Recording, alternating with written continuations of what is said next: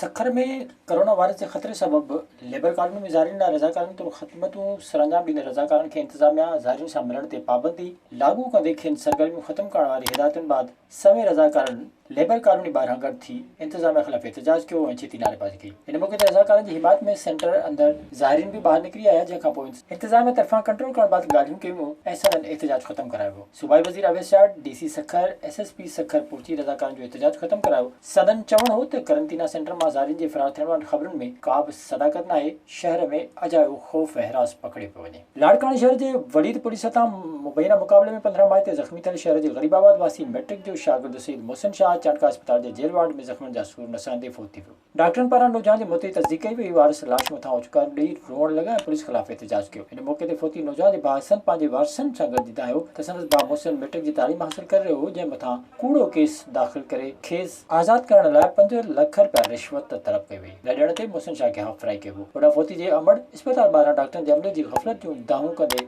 मथनि इल्ज़ाम हयो त संदसि पुट खे डॉक्टरनि हथ सां मारियो आहे। हुननि supreme court, high court, chief justice, वॾे वज़ीर, IG सिंध ऐं ॿियनि वसवारनि खे अपील कई त क़त्ल जो केस दाख़िल करे इंसाफ़ कयो वञे। डहरकी विधो क़ौमी शाहराह ते ग़ैर मुल्की सियाह मुड़ुस ऐं ज़ाल स्टेप बेग ऐं ओरो सां मोटरसाइकिल स्लिप थियण सबबि ज़ख़्मी थी पिया। इतला मिलण ते डहरकी पुलिस पहुची ॿिन्ही ज़ख़्मियुनि खे खणाए DHQ अस्पताल मीरपुर माथिरे पहुचायो, जिते ज़ख़्मियुनि खे दाख़िल कयो वियो आहे। हादसे जो शिकार ग़ैर मुल्की सियाहनि जो तालुक़ु जर्मनी सां आहे, जेके मोटरसाइकिल ज़रिए इस्लामाबाद खां कराची वञी रहिया हुआ त डहरकी वेझो क़ौमी शाहराह ते हादसे में ज़ख़्मी थी पिया। खिपरो एडिशनल सेशन जे हुकूमत फरियादी हरखू भील जे फरियाद ते खाई पुलिस पारां बावरो लॻ ज़मींदार नवाज़ मंगरे जे मुबैना निजी जेल ते छापो हणी नाहक बांदी बणाए 32 हारनि खे बाज़ाब करायो वियो। बाज़ाब हारनि खे खाई थाणे ते आंदो वियो। बाज़ाब थियल हारनि में श्रीमती प्रेमी, संगीता, केवल, साजन लोंग, वसायो ऐं ॿिया शामिल आहिनि। बाज़ाब थियल हारनि खे लाॻापियल कोर्ट में पेश कयो वेंदो। मीरू ख़ान में ॻोठाणनि पारां बिरादरी माण्हुनि पारां नाइंसाफ़ ख़िलाफ़ एहतजाज कयो वियो। लाड़काणे वासी पीरबख्श कलोड़े, अली अकबर कलोड़े, मीरू ख़ान शहर जे 60 मोल जे रहवासी